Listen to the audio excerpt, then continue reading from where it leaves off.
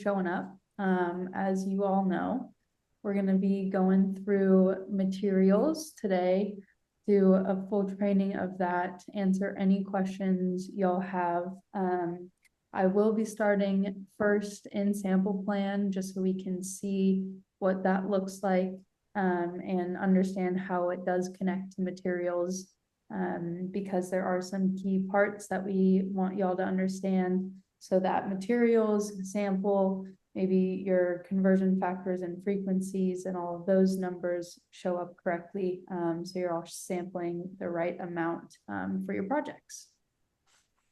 But before we get started, just want to let you all know we want to keep this as conversational as possible. I know we're scheduled for an hour, but feel free to jump in with any questions that you guys may have. And this is also going to be recorded so we can share it out in case you want to refer or share it to anyone else. But with that being said, let's jump in. All right.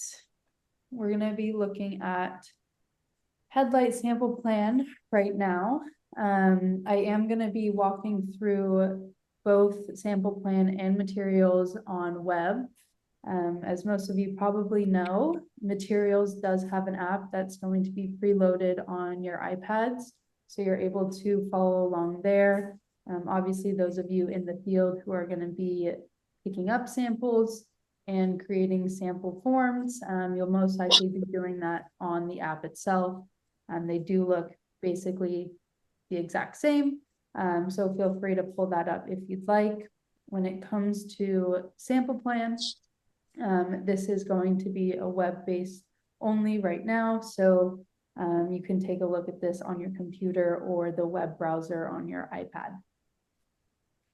So to get us started, I'm just going to be logging in as our admin account here at HeadLight. We are able to see basically everything that you see on your end, and this jumped this into a project already. But when we log into SamplePlan, this is really going to be where you're setting up your initial SamplePlan checklist, all of your conversion factors, frequencies, and kind of coordinating the materials and number of samples that are estimated for those materials in your project for these pay codes. So when we log into SamplePlan, I'm actually going to switch our current project to a test project just so we can see some dummy data, make sure we're not interfering with any of the projects on your end right now. All right, so really just want to give a pretty brief overview of this, and we'll get into really the meat of what this hour is going to be about, and that's going to be materials. But when we get in here, we do see all of the SamplePlan information that is pulled in from Site Manager. So we have on the left-hand side this main menu, and we can see the nested view of all of the pay codes and that are grouped. And you can also deselect this. So we go actually by the line items, and the materials within those line items will appear there. So it's really up to you on how you want to look at this. I know the PEs will be controlling this for the most part on their side, making sure that they're viewing it how they want and setting up the initial sample plan to the correct standard. But how this kind of comes into play with materials is when we're creating samples, we want to make sure that the line item and the particular material or category are all associated correctly, and that is going to be done in SamplePlan. So once we start getting into how to create a sample in materials, we'll see the relationship between the three of these things. And really we want to make sure that if you are creating a sample and something looks funny or you can't see, maybe talk to your PE or the person who does typically set up the SamplePlan checklist, and make sure that the material is associated to the correct line item and so forth. So, basically that is a quick overview of sample plan. Really just before we move on to materials, we see the nested view. The panel view is going to be the exact same information, but in a little bit different of orientation. So you're able to see these pay sections at the top, get into the line items, and then the associated materials down below. We can also see the sample plan checklist for the project here once it loads. Once again, it'll basically be condensing all of the information from the nested and panel views into the sample plan checklist, which can then be created as a form to make sure you're tracking it correctly through the life of the project.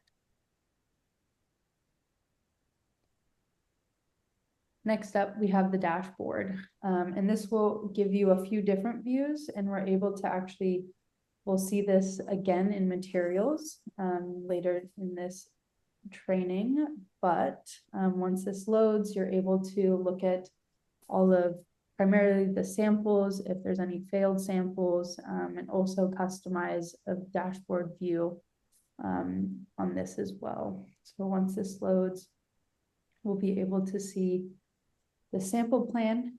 Once again, in a slightly different view, you're able to see the material associated to the codes here, as well as the line items above, and all of the sample plan rates, frequencies, bid quantities, etc. Now to change your dashboard view, you're able to see, right now we have sample plan selected. You can move along each of these. So we have the samples for this project, and it will load here. You know, there's quite a few. And just one call out that we are working on for the samples dashboard here. As you can see, the project, it's not the exact current project. That is a bug that we're fixing, hopefully by the end of this week. So just wanted to point that out. If you enter the sample dashboard and see something funny, we're working on that to get that fixed for y'all. But just like kind of Excel, you're able to sort this dashboard from A to Z or Z to A, and you can also start filtering if you need to as well by using the search bar. Next up, we do have failing samples. So this will list all the failing samples on this particular project. We see Les's lovely test here to see how long a disposition note can be. So as you can see, it can hold a lot of characters, and you want to make sure that this is showing up on your sample plan, and it is crucial for your final ATM as well. And lastly, we have the custom dashboard. So this one is really going to be beneficial for all of you working with samples or in sample plan, because this really is shows a lot of information that you all need to make sure you're tracking for these materials and samples. You can start to customize the columns that you see here, select or deselect depending on the information you want to see. And you want to make sure that you're kind of tracking all of this information. You can reset to the default, but that is really up to you to control what you see here and when you see it. All right. And lastly, to kind of close this out, we have the documents.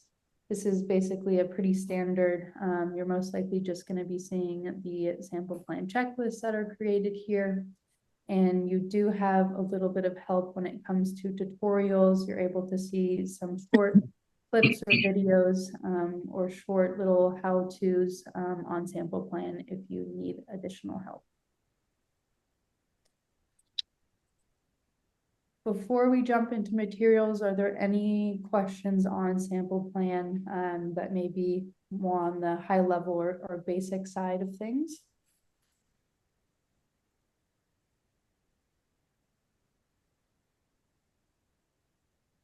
Okay. So we can head over to HeadLight Materials, and I will once again just log in as our admin account.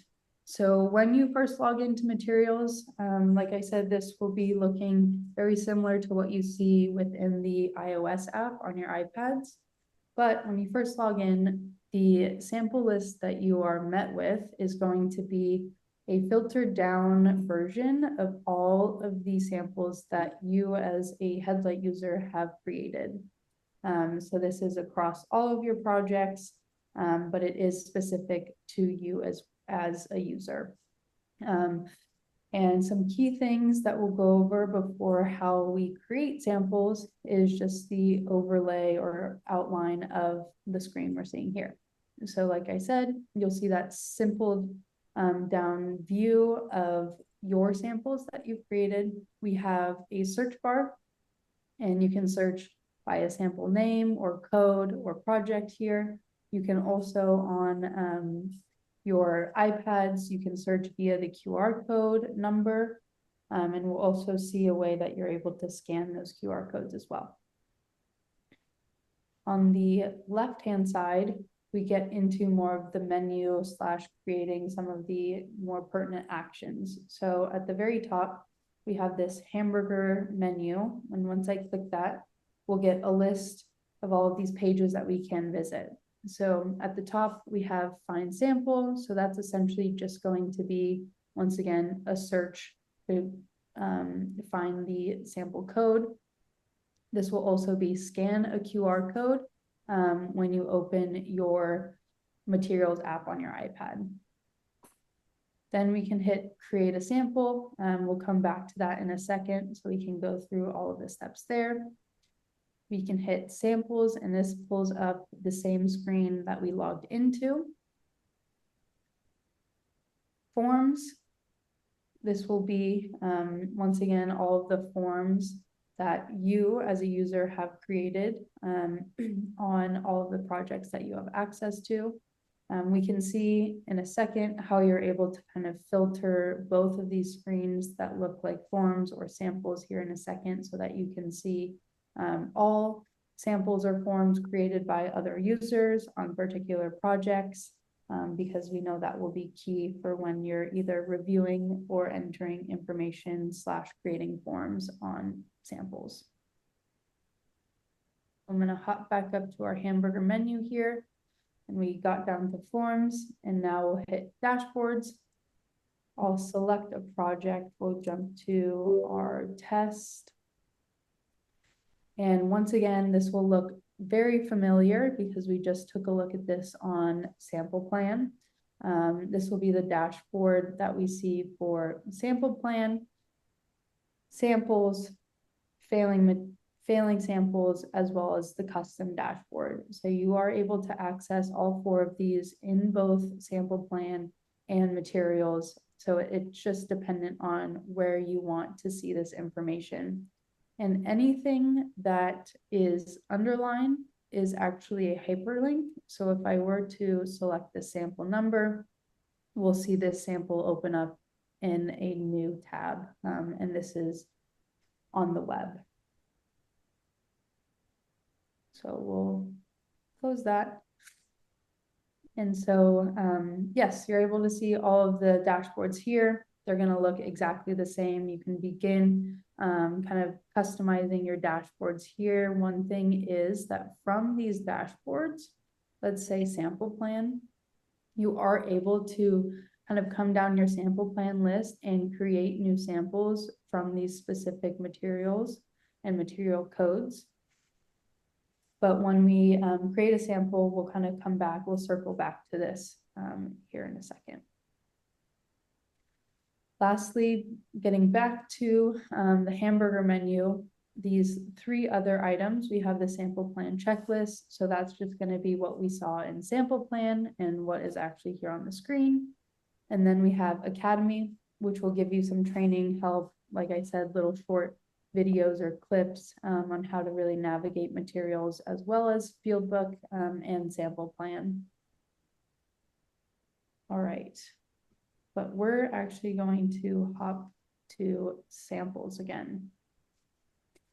So this will quickly filter down to the admin's account samples, but one thing that we do want to make sure we have reset is our filters. So right below the green plus button, I'm going to hit filters. And this is what you can use to filter down or reveal more or less samples on the screen behind this pop-up window. So I'm actually going to reset my filters. And you can see now, once I hit set filters, this will load, and now instead of 20, we have almost 300,000 samples. So you guys are busy on your side. And you can see this list is going to be sorted in the most recently created sample. So the most recently created sample was from 3 minutes ago. And you are able to continue to filter this down, maybe by project, user, or date. You can come in here and let's say, we'll pick a random one. If I select that, and you can select multiple projects here, as many as you would like, and this will quickly sort down to those specific samples there. So you can continue to filter this down. I'm just going to reset it so we can see everything. And like I said, each of these categories, you can select multiple filters based on that, but we're just going to reset.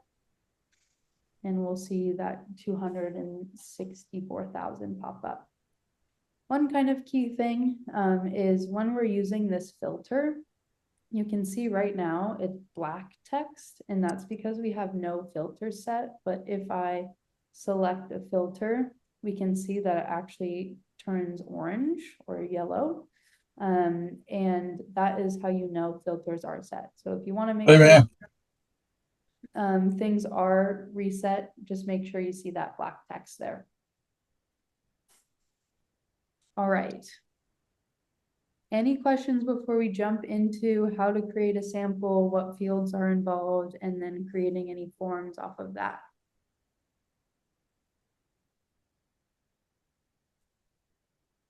Okay. So we've kind of navigated this entire screen, but the last thing that's left is our green plus button. That is going to automatically create a brand new blank sample for us. This does sometimes take a little bit to load because there is a lot of data that is in the background of these forms. So once it does, we're able to see this pop up here. And the first thing that we're really wanting to do is make sure we select the project. I can hit my particular project, and that will essentially filter down all of my data to what is particularly pertinent to this project. And so as it's filtering down, now we're able to get into the form itself. We have slightly reconfigured this form because the key field for us is really going to be this mix specification, because it will then automatically fill in additional information, which we'll see here in a second. So if I click mix specification, let's just say this option here. And as you see, as I immediately selected our mix specification, we have material, producer, and plant all automatically populate based on that mix specification. So that is one quick way to make sure you're getting all the correct information associated to the mix specification. You are able to manually enter each one of these if you would like to by selecting the fields, but that is just the quick and recommended way to start filling out the sample. As I continue down here, I'm able to select the product if there is one, and I can come into my line items. So typically this will be filtered down based on your material. We have one selected here, and if I hit done, we'll see that it is added to the sample. Line items are required for all samples, but the kicker is you can also submit a sample with a 0 quantity for the line item as well, if that is what you need to do. So after that, I have everything basically at the top sorted out. Key thing is also going to be my sample name. So I'm going to be entering this based on the material or any naming convention that you use to make sure you're locating the sample correctly. I'm just going to keep this as a test. As I continue down, we see that our destination lab needs to be selected. I can go ahead and select the necessary lab here. We'll just select District 07 as a random one. And once I select that, we are able to now select the tests that are associated with this material. So you're able to select these tests as needed. Since this is a test account, this default test is not configured, but when you're in your project and you select the labs, the default tests should automatically be added as one based on the requirements of that material. So once I've added the tests that are needed, I can hit done, and we'll see that the tests appear here as two selected in 2 instances. So at the end, I'm able to have a fully filled out sample, and I can click save there. It will get your geolocation so that when we scroll down on the map, you're able to see where it was logged. So you can see me there in Chicago, and we'll actually be able to see the beginning of the tracking log. So this is going to be important when you start delivering the physical sample to the lab, when they receive it, and as it starts going through their tests and the status there, all of that information will appear as it moves along. Each of those scans or steps will also be associated to a geolocation for the sample tracking. But we're able to see this fully filled out sample, and down below, I'm able to take a few more actions. So when it comes to samples, you're definitely going to need a QR code. This can obviously also be done on the Materials app on your iPad, but if I click print QR code, we're able to see the necessary information here, as well as my print QR code. The printers are Bluetooth, I believe, to your iPads, so those can be quickly printed in the field and slapped on one of your physical materials so that you can easily have it tracked and dropped off to the lab. So this obviously looks a little bit different because I'll be printing it off web, but it's pretty simple. You'll just click print and make sure that it's your device is connected to your printer. Hey, Gabby, just want to say one thing. On your print QR, if you did the cylinders like yesterday, but you filling it out today for whatever reason, you can change the date to put the cylinders so it will show up as the date that you actually made the cylinders, not today's date that you filled out the paperwork. That's a great point, Kevin. Yes. So when you're going to print your QR code, like I said, like Kevin said, if you're wanting to push it back or forward, depending on when those were collected, you can select the new date. So maybe we collected it on May 28th. I'll tap done. We'll see that update. And if I go to print, we'll also see that date update here. Thanks for calling. Gabby, got a question for you. Yes. There's sometimes you pick a material and there's no producer, and it should be a producer. It's not often, but I've run across it several times, in particular with select soil. So how do you kind of get around that? I end up having to put contractor supplied, which is really not the case. I know where the stuff came from. So how could I get around that? The only way you would get around that is probably contractor supply. You would have to see if it's on the quality assurance to see if it's in there. Sometimes they're not in there, and then you got to put your contractor supplied. It depends on when it reads it. If it's reading that it's been updated for that contractor to be in there, but sometimes for saws, we have to put contractor supplied a lot of the time. In particular, what will happen is I'll sample some sand. They'll want to use it for select soil, for instance, on pipe. I know this sand came from this particular plant, but I can't find that plant on a producer. But I know it came from there. So some kind of way it's tied to the material code. And I don't know how to get around that. Well, So- first you'd have to make sure that it's on the quality, what's the QPL?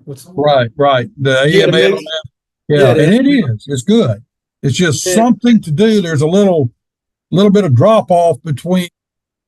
they might not be associated with that material code. Yeah.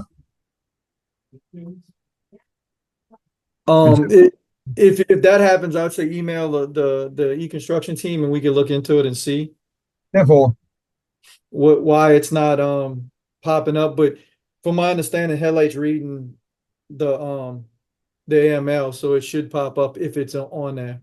right. And it happens infrequently. It's not very often. It's just a few select things that it bites me in the butt on. But next time it does it, I'll shoot you an email, Kevin. That's fine, and we can look into it and see why it's not popping up, or what is the incident, why it's not popping up, and then we can get back to you. Yeah, it might be user error on my end. There is absolutely no telling. Okay. That was a great question though, David. And let us know, like Kevin said, if it happens, we can look into it and see what's going on there. Awesome. Any other questions?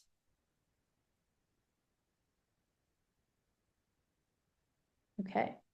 The only thing I would say is, like, if your item number doesn't show up, then you might have to go put it into the sampling plan for it to show up. Because Right.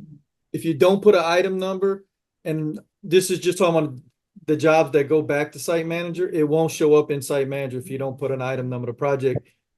The sample will show up in site manager, but it will have no project number. I've had to go around that learning curve 2 or 3 times because our particular job, it has what they call EWPs, same project number, EWP 1, 2, 3R, and I'm in 3R, I need it for 3R, I'll look at it and put everything under EWP 1, correct project number, but it won't read.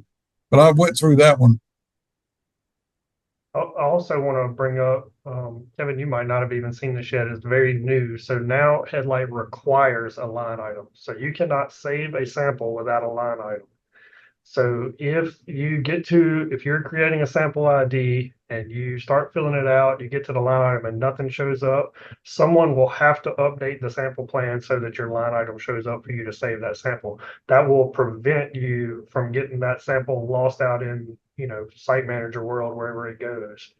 So it's something we ask them to put in place. So it might be frustrating at first for the inspectors, but we're also trying to save you frustration later from trying to figure out where your sample's at.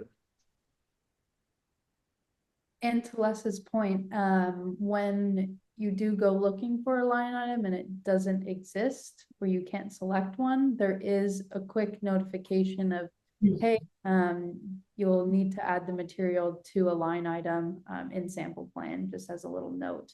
And then you can contact whoever it is who sets up the information in sample plan.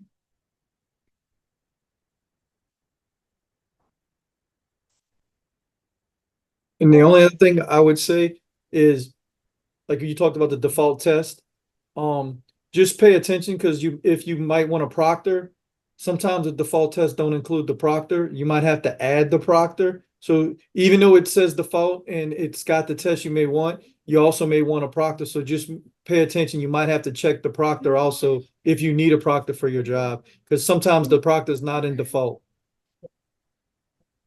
Mm-hmm. That's a great point. Also for the labs as well. So labs and tests, you'll just want to make sure you're looking at the correct ones and making sure that the correct labs are being selected, as well as the tests. Just give it a quick double take before submitting the sample. Great. Okay. So we're still at the bottom of this sample here. We see the print QR code, went through that. You're also able to edit the sample if you need. I'm just going to click cancel, but it will resave my information.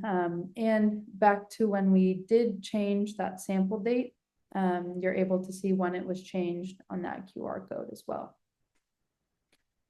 Now, on the right-hand side, we have creating log or creating form. So if there is an item, a log that needs to be created, you're able to do that here. If there is maybe a handoff or an piece of information that you want to track, you're able to create a log entry that will be associated to a geolocation there. And lastly, we have create forms. So all of these forms will be tied to and associated with this sample. We'll see that the project is automatically filled out, and I can select any form that I may need for this particular sample. Let's create, just for fun, an SMD form.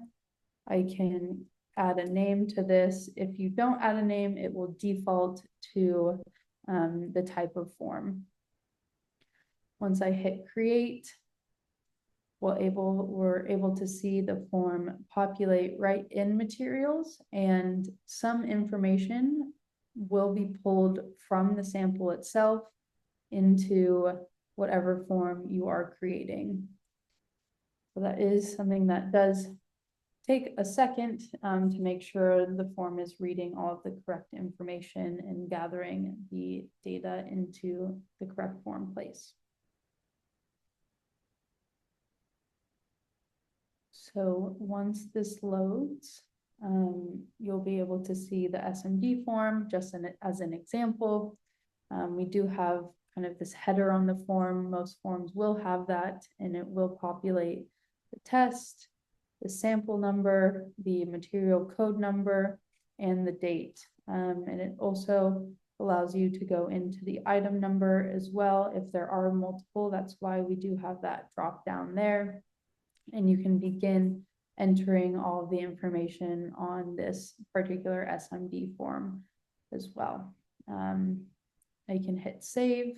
It'll save my changes. And if I tap close, we will be brought back to our sample here, and down below you'll be able to see the attached or associated forms. So we can see the SMD test, and I can reopen it to make sure that I have all the correct information in there.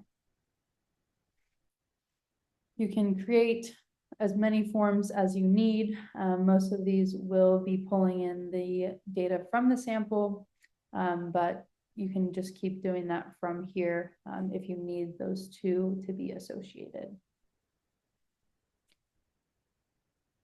So that is really it on creating a sample. I'm going to jump over to our sample. I got a question real quick before you get up. They have a submit button at the bottom. Some people have been submitting and then it locks it. And then so like for asphalt, if you need to add tonnage later, we can't go back and add it because they submitted it.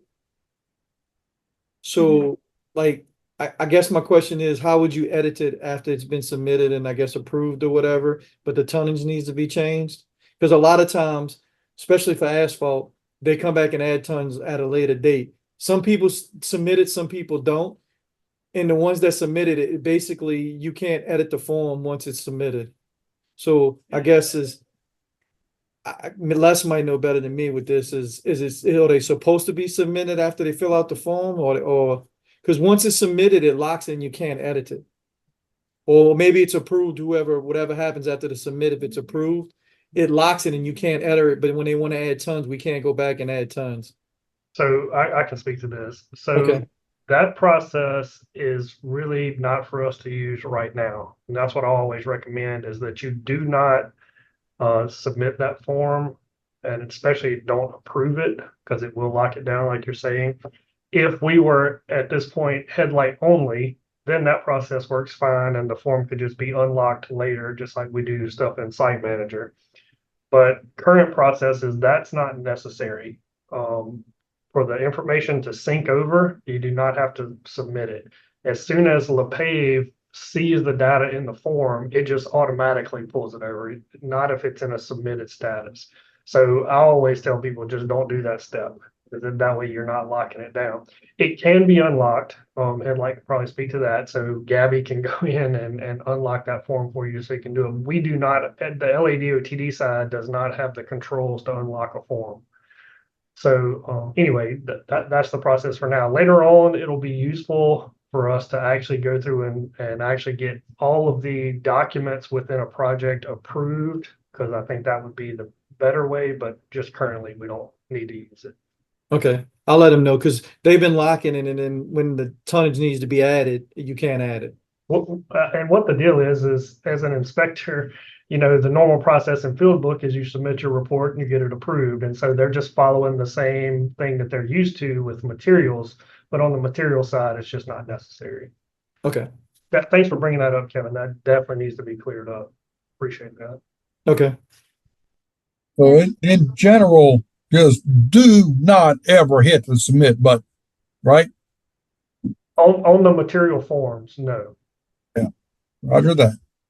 I will say this, if it's in a submitted status, it really is fine. I think it's once you actually review it and that thing gets approved is when it's locked down. So if the inspector happens to submit it, that's fine. But then when that approver goes and Now, they accept it, it locks it.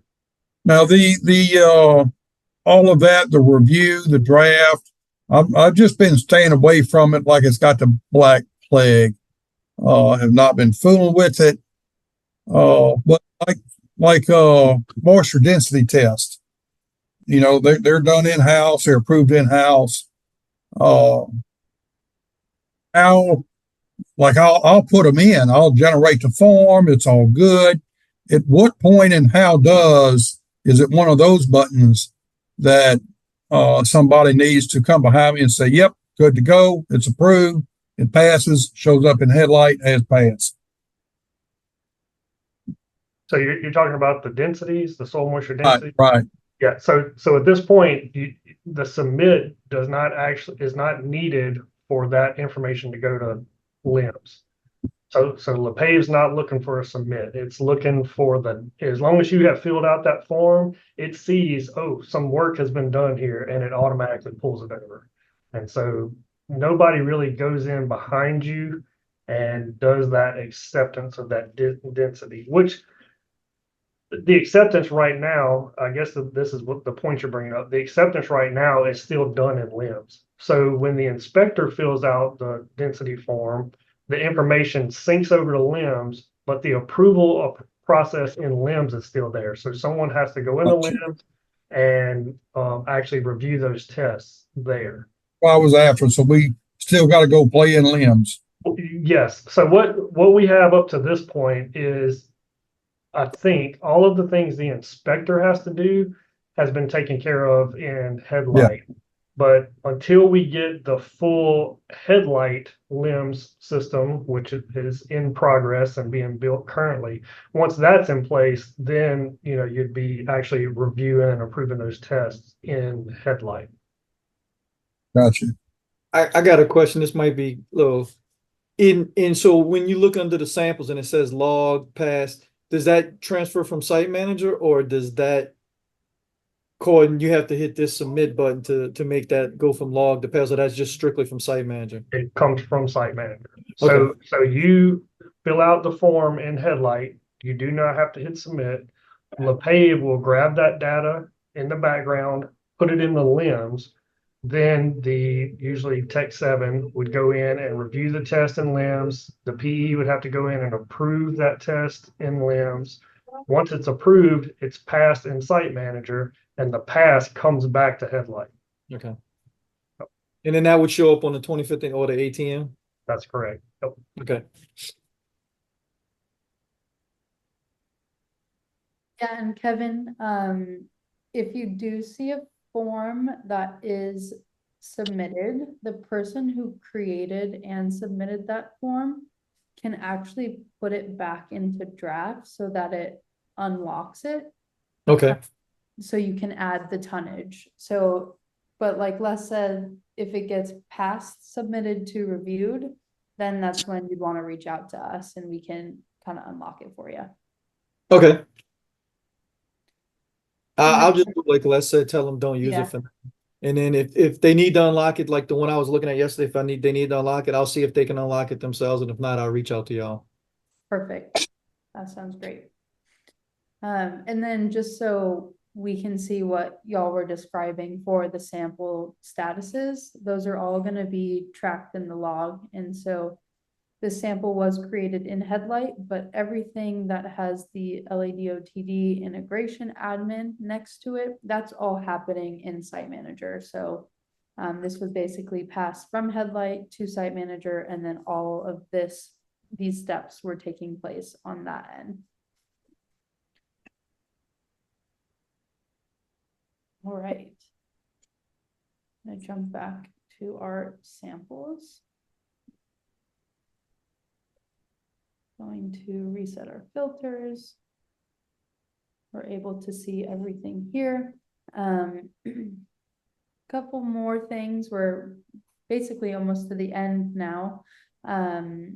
So like we said, you'll create and save a sample in HeadLight, and that information will be pushed over to Site Manager, and make sure that these statuses are getting updated.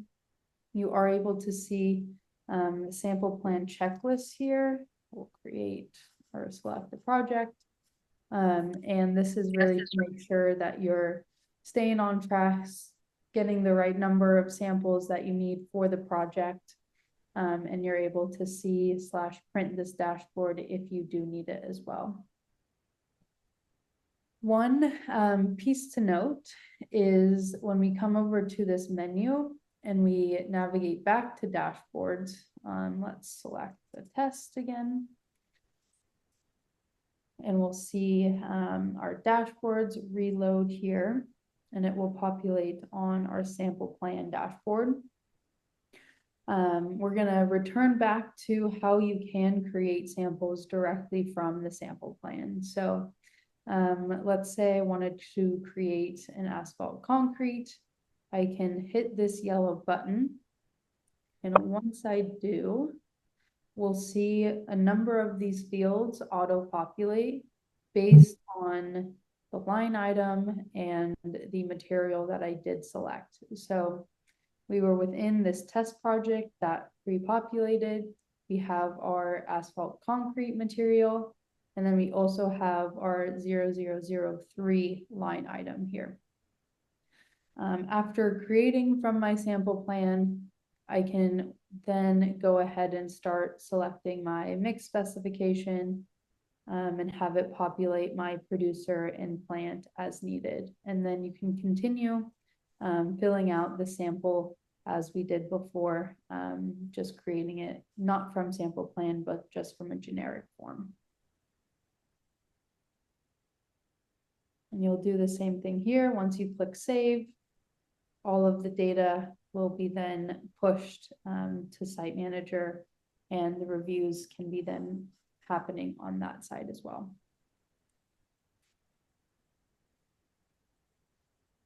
All right. That really sums up materials. Like I said before, this all happens also in your materials app. So if you're out in the field, you can be using that on your mobile iPad and start printing QR codes when you need, and be able to view any of the previously created samples or new samples on your device while you're out there.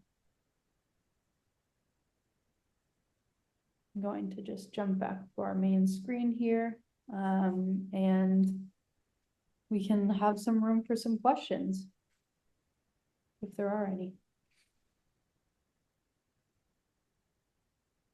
Come on, there's got to be materials question. This is the worst thing we deal with. Yeah. Are y'all, and y'all are working on, Gabby, I know I'd reached out to you the other day and you contacted Les about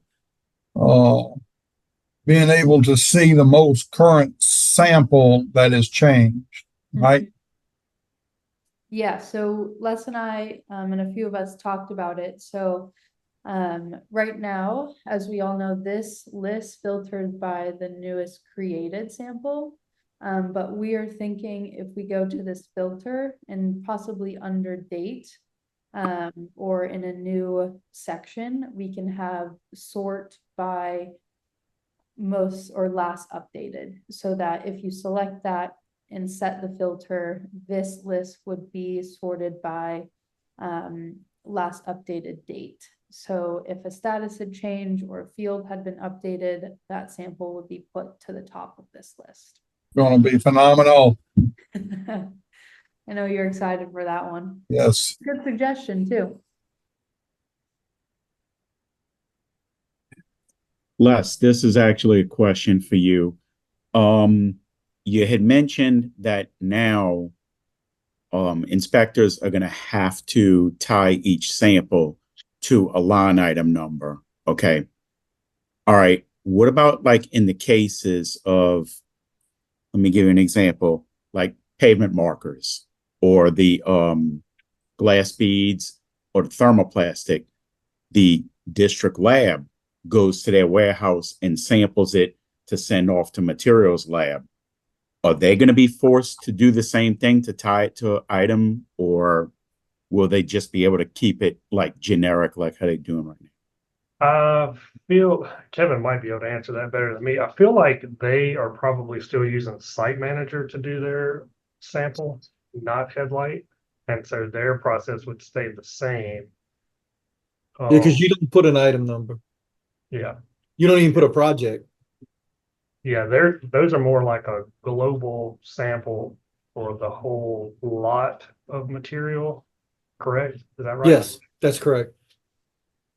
So that is one thing that and it's been a long time since we talked to HeadLight about it. So I'm hoping as we begin to build the new limbs, that's a process that we have to take over, right? The IA stuff and also samples where we do the whole lot of material like glass beads, and then everybody's pulling from that lot of sample, right? So that is a process we're going to have to deal with on the HeadLight side. But I think, like I said, I think that that's still kind of covered under the Site Manager side, since that's what the labs use. Yeah, we still using Site Manager for that. Yeah, on your end, you would just, add the material for striping and then put your CDs and stuff, but the actual sample is going to be on their side. Now, I do have a question about that because I'm not familiar. So when the lab creates those samples for glass beads or thermo, whatever it is, how does that show up on the 2059? So is that still a sample has to be created by the PE office? Okay. Yeah, that's correct, Les. What it is that when they give us the certificate of delivery, it shows the site manager ID number that it references to for that particular lot.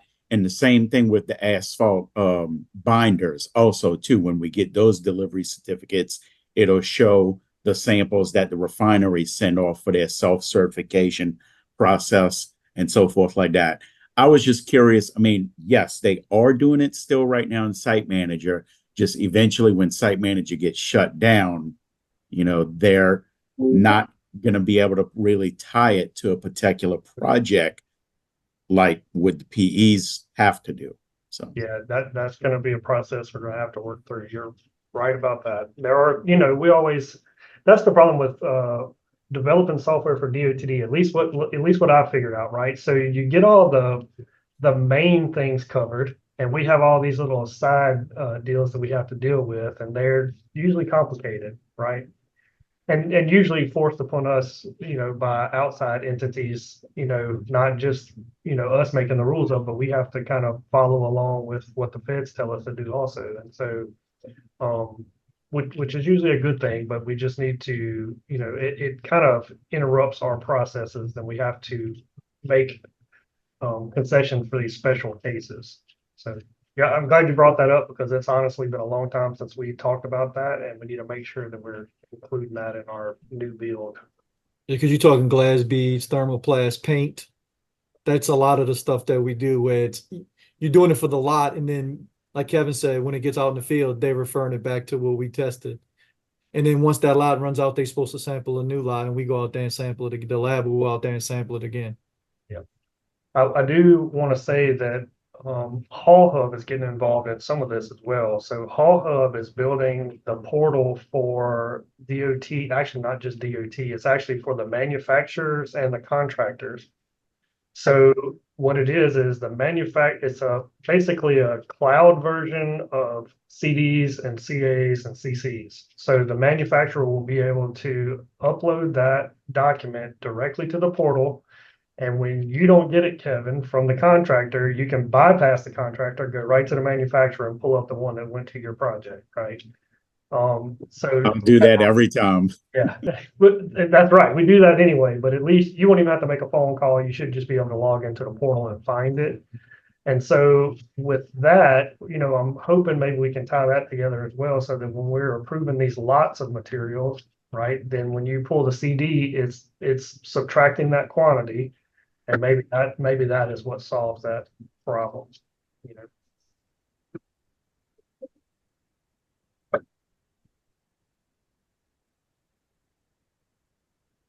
Just when we think we have everything figured out, we come up with a new thing that we forgot about. All the little nuances, they come through the cracks.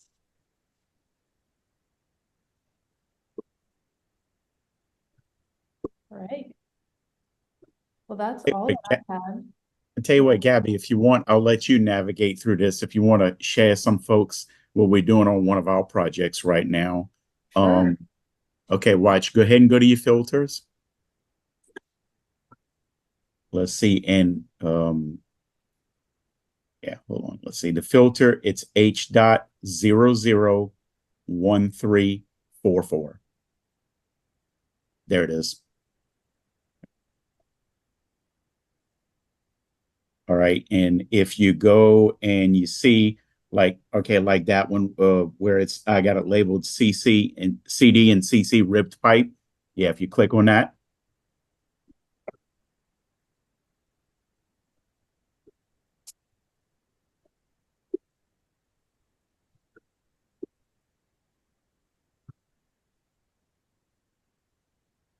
Okay. And you can see we got the sample created and linked to all the pertinent pay items right there. And of course, we have the material acceptance field. And if you go to the form that we created for that sample, and go ahead and open that.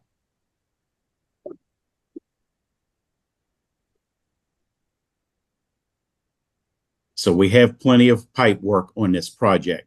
So this form right here, as we're receiving those CAs and those CDs, we just keep adding to the bottom of it right there.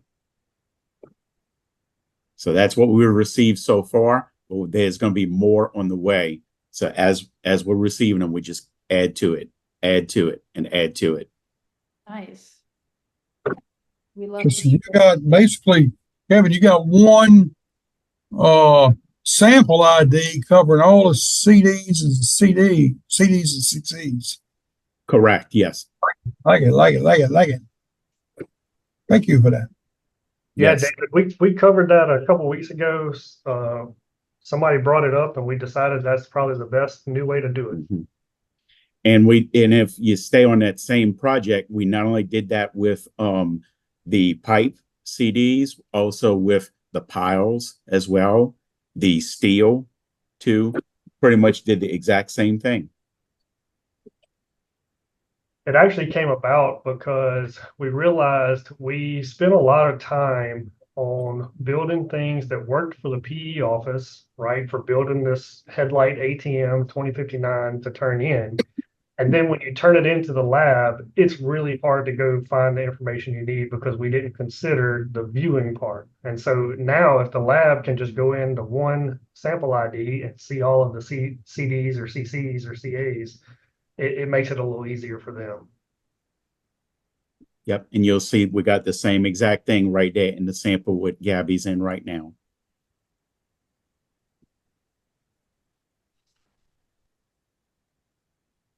You're doing some magical stuff out there. Kevin, are you separating that IDs like, hey, 30-inch pipe all the CDs for the 30-inch goes there, and we're laying 24-inch, you create another ID for all your 24-inch. Yes, that's what I did on this project. And that's what it looked like. Just wanted to check. Yeah, and the same, and David, also with the piles as well, because we have 24-inch piles and 30-inch piles on this project. So I created a sample for each of those size piles. And as we receive those inspection reports from fabrication and the manufacturer, we're doing the exact same thing right there. That's one form, adding to it as we receive them. Love it, love it. And you can also make me think we're driving pile now. You can go ahead and include your pile log into that stack.